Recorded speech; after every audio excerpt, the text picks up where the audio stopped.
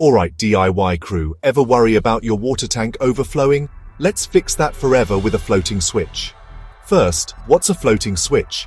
It's like the bouncer of your water tank. When the water rises, the float lifts, telling your pump to stop. When it drops, it says, "Hey, fill me up." Super smart, super simple. Here's how you wire it up. Start by switching off your mains power. Don't skip this.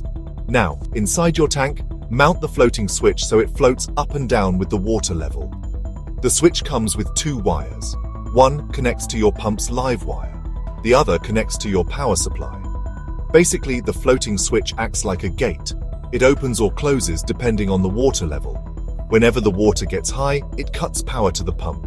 When the water drops, it lets the current flow and fills things back up. Double check your connections. Make sure the float moves freely and nothing's jammed. Flick your mains back on and give it a test run.